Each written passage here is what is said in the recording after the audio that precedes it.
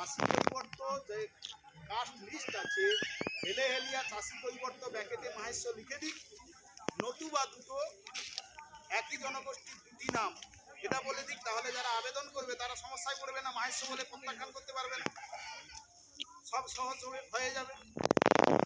এই দাবি নিয়ে বিগত 21 সালেও লড়াই ছিল। ভারতীয় জনতা পার্টি অমিত শাহ জেপি নাড্ডাজি মঞ্চ থেকে ঘোষণা করলেন, আমরা ক্ষমতায় এলে চাষি কৈবর্ত এবং মাহেশ্ব একই জনগোষ্ঠীর দুটি নাম আমরা ঘোষণা করব। মমতা ব্যানার্জিও একইভাবে ঘোষণা করলেন, ম্যানিফেস্টোতে দিলেন। কিন্তু নির্বাচন চলে গেল 21, আবার নির্বাচন এসে আবারও ম্যানিফেস্টোতে আসবেই, আপনারা দেখবেন এই ইস্যুটা থাকবেই, প্রাধান্য পাবেই। কিন্তু শুধু ইস্যু হয়ে থাকবো আমরা সমস্ত রাজনৈতিক দলের কাছে, আমরা চক্রান্তের শিকার হতে পারে। আমাকে আমার দল থেকে এই ধরনের বক্তব্য রাখার জন্য ভুল বুঝতে পারি, কিন্তু একটা গভীর চক্রান্ত। আমি আপনারা যেই আছেন, কেউ তৃণমূল করতে পারেন, কেউ সিপিএম করতে পারেন, কেউ বিজেপি করতে পারেন, যে যাই করুন, কিন্তু নিজেদের অধিকার ছিনিয়ে নেওয়ার জন্য আওয়াজ ওঠা উচিত। মতুয়ারা আজকে তারা মতুয়া সমাজ, তারা সিপিএম কে ডেকে বলে ভাই আমাদের প্রার্থী দিতে হবে, তৃণমূলকে ডেকে বলে আমাদের সমাজ থেকে দিতে হবে, বিজেপিকে ডেকে বলে আমাদের সমাজ থেকে দিতে হবে। দিনের শেষে যেই জিতুক না কেন সেই মতুয়া সমাজের হয়েই প্রতিনিধিত্ব করে এবং তার হয়ে আওয়াজ হতে পারে সিপিএম, হতে পারে বিজেপি, হতে পারে, কিন্তু আমরা সংগঠিত নয় বলে আজকের আমাদের বলার কেউ নেই, আমাদের অধিকার ছিনিয়ে নেওয়া হচ্ছে। আজকে দেখুন এই পূর্ব মেদিনীপুর জেলার তমলুকে, এই জেলার এই লোকসভায়, তমলুক লোকসভায় বিজেপি প্রার্থী দিল কাকে? অভিজিৎ গাঙ্গুলিকে। তৃণমূল প্রার্থী দিল কাকে? দেবাংশু ভট্টাচার্যকে। সিপিএম প্রার্থী দিল কাকে? সায়ন চক্রবর্তী। আমরা গর্ব করি পূর্ব মেদিনীপুর শিক্ষার পীঠস্থান, আমরা গর্ব করি এখানে বর্ধিষ্ণু, এখানে সতীশ সামন্ত, সুশীল দাঁড়া, মাতঙ্গিনী হাজরার মতো ব্যক্তিরা জন্মেছে। বলে গেলেন দিলীপ বাবু, এটা একটা কৌশল। কেননা সায়ন চক্রবর্তীকে, বিজেপি প্রার্থী দিল অভিজিৎ গাঙ্গুলিকে, তৃণমূল প্রার্থী দিল দেবাংশু ভট্টাচার্যকে। একটা বড় চক্রান্ত আমাদের জাতীয় সঙ্গে চলছে, আমরা বুঝতে পারি।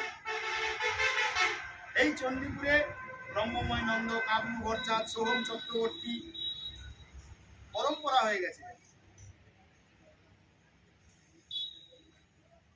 আমি রাজনীতি যাই হোক, বিষয়টা ভাবতে হবে, আমাদের এমন জনপ্রতিনিধি পাঠাতে হবে যে আমাদের জাতির সম্বন্ধে আওয়াজ তুলবে। খারাপ লাগতে পারে, আমার দল আমাকে এই ব্যাপারে খারাপ ভাবতে পারে, আমি কোনো একটা রাজনৈতিক দলের সঙ্গে আছি, কিন্তু এটা কিন্তু বাস্তব বিষয়। আমাদের আগামী প্রজন্ম, আমারও একটা মেয়ে আছে, স্কুলে যায়, ভালো পড়াশোনা করলো। আপনারা সবাই স্বপ্ন দেখেন যে আমার বংশধর ভালো পড়াশোনা করছে, সে একটা কাজ পায়, কিন্তু বঞ্চিত হবে, কিচ্ছু পাবে। ওই উদাহরণ আমি আপনাদের তুলে ধরব, আর এটা ত্যাগ করতে পারবে না। ভারতবর্ষের সংবিধান যতদিন আছে এই সংরক্ষণ কথা, কাস্ট কথা থাকবেই থাকবে। আর ইডব্লিউএস তো তাৎক্ষণিক একটু মলম দেওয়া, ব্যথা কমানো, কিচ্ছু নেই। এমনি তো একবার করেছিলেন, ইডব্লিউএস করেছিলেন, তার প্রতি বছর নতুন করে পরীক্ষা দিয়ে রেজাল্ট যখন হবে তখন প্রতি বছর চেঞ্জ করতে হয়, মানে প্রতি বছর নতুন নতুন করে রিনিউ নয়। আর এটা একবার করে নিলে রিনিউ করতে হয়, ঠিক আছে, কিন্তু আমি সেটা শো করে আবার পরম্পরা। তাই আমাদের বিষয় হচ্ছে, আপনারা যারা এখানে উপস্থিত আছেন প্রত্যেকে পরিবারের একজন, যে কেউ একজন, অভিভাবক স্থানীয় হলে ভালো, তারা আবেদনটা ফিল আপ করুন, কিছু ডকুমেন্টস জমা করুন, আমরা সেটাকে অনলাইনে ফিল আপ করবো। ওটা অনলাইন ফিল আপ করতে হয়, আমাদের কাছে হার্ড কপি আছে, তাতে ফিল আপ করবেন আপনারা যতটা পারবেন, 2 লোক 3 লোক, ওটা ফিল আপ জমা হবে না, ওটা দেখে দেখে অনলাইনে ফিল আপ। সবাইকে নিয়ে তো বসে করতে পারবো না, সময় করে করে কাউকে দিয়ে আমরা সেটা অনলাইনে ফিল আপ করবো। সঙ্গে যা যা ডকুমেন্টস লাগে সেই ডকুমেন্টসগুলো অ্যাটাচ করে আমরা একসঙ্গে দলবদ্ধভাবে একটা সামনের এই ফেব্রুয়ারি মাসের ফার্স্ট উইক নাগাদ জমা করার উদ্যোগ নিতে চাই। যদি আপনারা বলেন যে না এটা করা উচিত, সংঘবদ্ধভাবে জমা হলে যা বাধা আসুক না কেন আমরা লড়ে দেখে নিতে পারবো। বহু মানুষ পেয়েছে, বুঝতে পারলেন? এই বিষয়ে এই সংগঠন, জাতি সংগঠন আপনাদের পাশে থাকবে।